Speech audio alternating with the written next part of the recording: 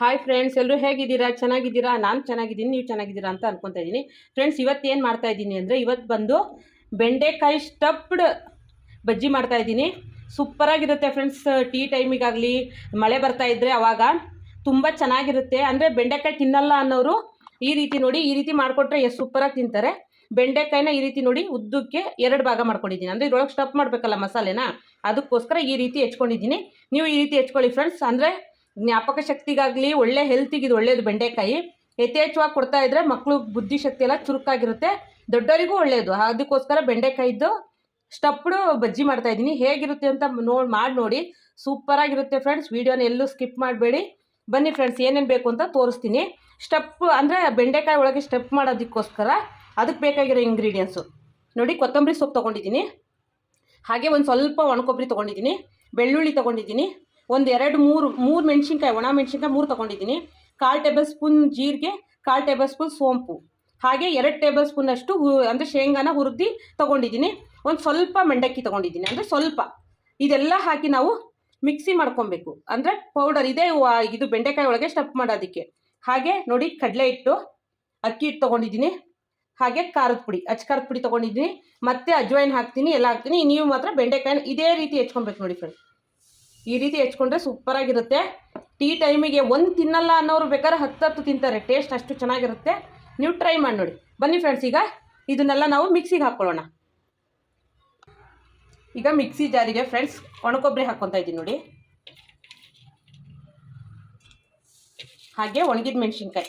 ಅಂದರೆ ಇವು ಖಾರ, ಅಂದರೆ ಒಳಗಡೆ ಸ್ಟಫ್ ಚೆನ್ನಾಗಿದ್ರೆ ಚೆನ್ನಾಗಿರುತ್ತೆ ಅಂತ. ಸಪ್ಪೆ ಇದ್ರೆ ತಿನ್ನಲ್ಲ, ಇಷ್ಟಪಡಲ್ಲ. ಈ ರೀತಿ ಒಳಗಡೆ ನೀವು ಸ್ಟಫ್ ಮಾಡಿಕೊಡಿ ನೋಡಿ. ಬೆಳ್ಳುಳ್ಳಿ ಹಾಕ್ತಾ ಇದ್ದೀನಿ, ಹಾಗೆ ಮಂಡಕ್ಕಿ, ಹಾಗೆ ನೋಡಿ ಶೇಂಗಾ ಮತ್ತು ಜೀರಿಗೆ, ಸೋಂಪು ಇದನ್ನು ಹಾಕ್ಕೊತಾ ಇದ್ದೀನಿ.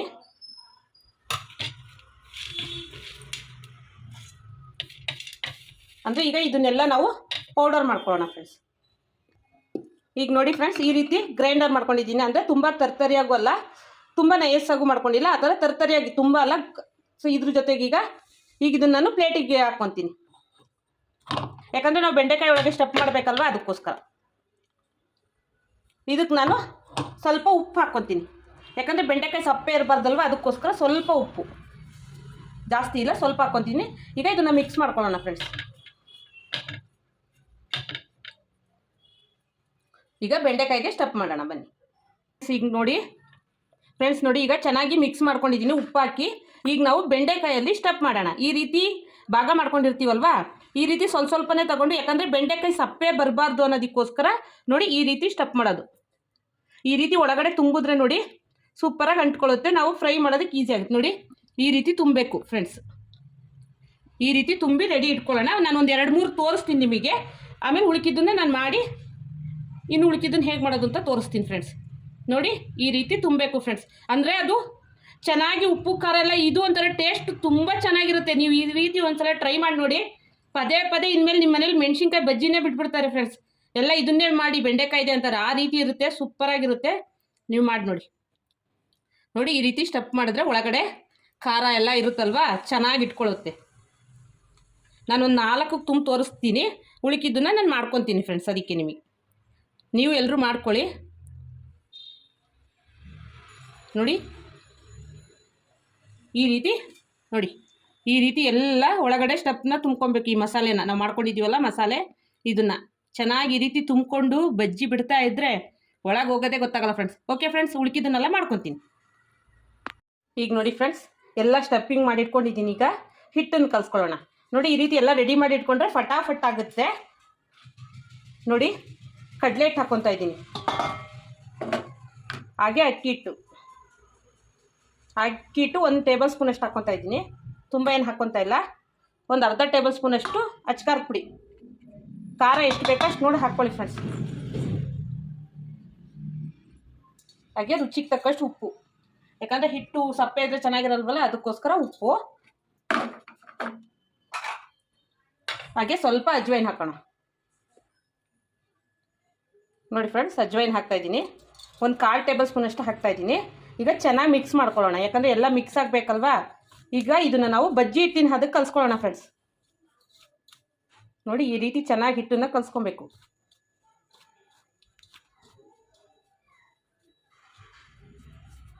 ಈ ರೀತಿ ಮಿಕ್ಸ್ ಮಾಡ್ಕೊಂಡ್ಮೇಲೆ ಈಗ ನೀರು ಹಾಕಿ ಸ್ವಲ್ಪನೇ ಕಲಿಸ್ಕೊಳ್ಳೋಣ. ಈಗ ನೋಡಿ ಫ್ರೆಂಡ್ಸ್, ಸ್ವಲ್ಪನೇ ನೀರು ಹಾಕ್ಕೊಂಡು ಕಲಿಸ್ಕೊತಾ ಇದ್ದೀನಿ. ಅಂದರೆ ಇದು ಬಜ್ಜಿ ಹಿಟ್ಟಿನ ಹದಕ್ಕೆ ಬರೋ ತನಕ ಕಲಿಸ್ಕೊಳ್ಳೋಣ. ತುಂಬ ತೆಳುನೂ ಇರಬಾರ್ದು, ತುಂಬಾ ಗಟ್ಟಿನೂ ಇರಬಾರ್ದು. ನೋಡಿ ಫ್ರೆಂಡ್ಸ್, ಇನ್ನೊಂದು ಸ್ವಲ್ಪ ನೀರು ಬೇಕಾಗುತ್ತೆ, ಕಲಿಸ್ಕೊಳ್ಳೋಣ.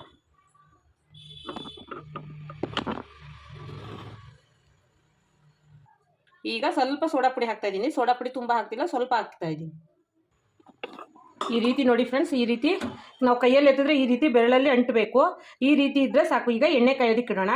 ಈಗ ನೋಡಿ ಫ್ರೆಂಡ್ಸ್, ಗ್ಯಾಸ್ ಹಚ್ಕೊಂಡಿದ್ದೀನಿ. ಈಗ ಬಾಣಲೆ ಇಟ್ಕೊತಾ ಇದ್ದೀನಿ. ಎಣ್ಣೆ ಹಾಕೋಣ. ನಮಗೆ ಕರಿಯೋದಕ್ಕೆ ಎಷ್ಟು ಬೇಕೋ ಅಷ್ಟು ಎಣ್ಣೆ ಹಾಕೊಳ್ಳೋಣ.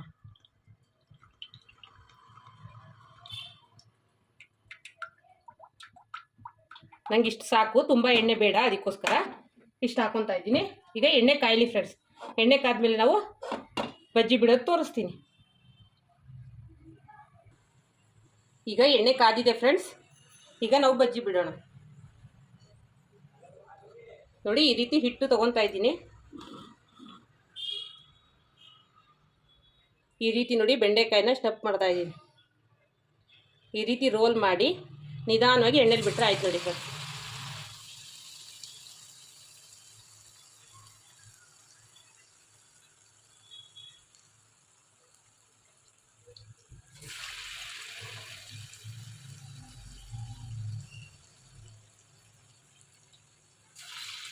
ಈ ರೀತಿ ನಿಧಾನಕ್ಕೆ ಬಿಟ್ಟರೆ ನೋಡಿ ಬಜ್ಜಿ ರೆಡಿ ಆಗುತ್ತೆ.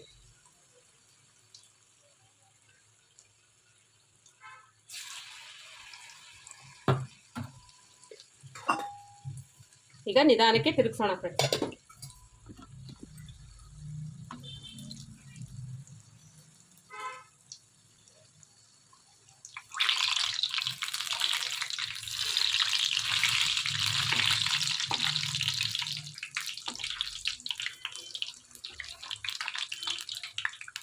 ನೋಡಿ, ಈ ರೀತಿ ನಿಧಾನಕ್ಕೆ ತಿರುಗಿಸಿದ್ರೆ ಹೊಡಿದಂಗೆ ಚೆನ್ನಾಗಿ ಬರುತ್ತೆ. ನಾವಿಟ್ಟಿರೋ ಬೆಂಡೆಕಾಯಿ ನೋಡಿ, ಹಿಟ್ಟು ಇಲ್ಲಿದೆ.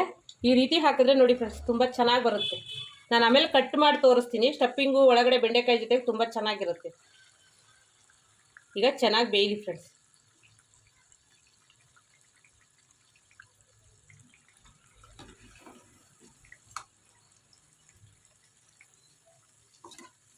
ನೋಡಿದ್ರೆ ಮೆಣಸಿನ್ಕಾಯಿ ಬಜ್ಜಿ ನೋಡ್ದಂಗೆ ಆಗುತ್ತೆ ಫ್ರೆಂಡ್ಸ್. ಮೆಣಸಿನ್ಕಾಯಿ ರೇಟ್ ಇದ್ದಾಗ ಬೆಂಡೆಕಾಯಿನ ತೊಗೊಂಬಂದು ಈ ರೀತಿ ಮಾಡಿ ನೋಡಿ, ಜನ ಹೆಂಗೆ ತಿಂತಾರೆ ಅಂತ. ಯಾಕಂದರೆ ವೇಸ್ಟ್ ಆಗಲ್ಲ, ಮಕ್ಕಳು ಸತ ತಿಂತಾರೆ. ಯಾಕಂದರೆ ಮೆಣಸಿನ್ಕಾಯಿ ಇದ್ದರೆ ಖಾರ ಅಂತ ತಿನ್ನಲ್ಲ. ಈ ರೀತಿ ಮಾಡಿದ್ರೆ ತುಂಬ ಇಷ್ಟಪಟ್ಟು ತಿಂತಾರೆ ನೋಡಿ. ಇದು ಇವಾಗ ಬೇಯಲಿ. ಈಗ ಫ್ರೆಂಡ್ಸ್ ಬೆಂದಿದೆ, ತೆಗಿತಾ ಇದ್ದೀನಿ. ಸಾಕಿಷ್ಟು ಬೆಂದರೆ ಸಾಕು ನೋಡಿ.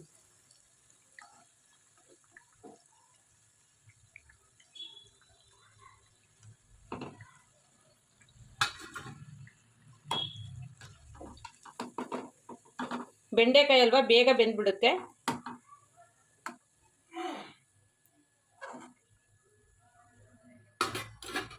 ನೋಡಿ, ಇನ್ನೊಂದೆರಡು ಬಿಟ್ಟು ತೋರಿಸ್ತೀನಿ ನೋಡಿ.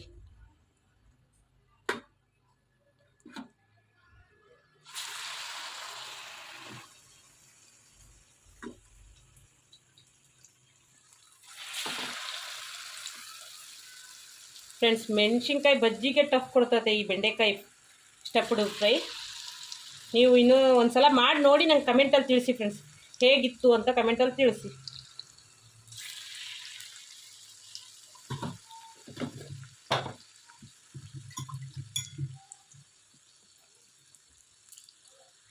ಈಗ ಇದು ಆಗಿದೆ ನೋಡಿ ಫ್ರೆಂಡ್ಸ್. ಇಷ್ಟು ಬೆಂದರೆ ಸಾಕು, ತುಂಬ ಬೇಯಬೇಕು ಅನ್ನೋದೇನಿಲ್ಲ. ಇಷ್ಟು ಬೆಂದರೆ ಸಾಕು ನೋಡಿ. ಸೇಮ್ ಹೇಗಿದೆ ನೋಡಿ ಫ್ರೆಂಡ್ಸ್, ನಮ್ಮ ಮೆಣಸಿನ್ಕಾಯಿ ಬಜ್ಜಿ ಥರನೇ ಇದೆ ಅಲ್ವಾ. ಸೂಪರಾಗಿರುತ್ತೆ ಮಾತ್ರ ಟೇಸ್ಟು.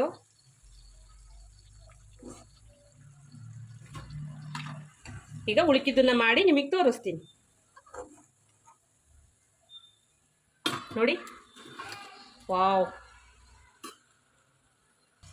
ಈಗ ನೋಡಿ ಫ್ರೆಂಡ್ಸ್, ಅಷ್ಟು ಆಯಿತು ಮಾಡೋದು. ಈಗ ತೆಗಿತಾ ಇದ್ದೀನಿ. ಲಾಸ್ಟ್ ಇದ್ದಾವೆಲ್ಲ ಹಾಕಿದ್ದೀನಿ ನೋಡಿ.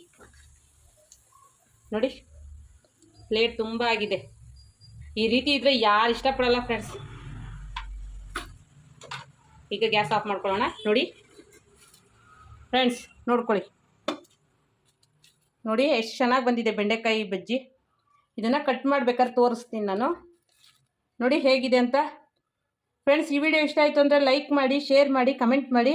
ಹಾಗೆ ಬೇಗ ಬೇಗ ಸಬ್ಸ್ಕ್ರೈಬ್ ಆಗಿ ಫ್ರೆಂಡ್ಸ್. ಬಾಯ್. ಬೇಗ ಈ ರೆಸಿಪಿನ ಮಾಡಿ ನನಗೆ ಕಮೆಂಟಲ್ಲಿ ತಿಳಿಸಿ. ಬಾಯ್.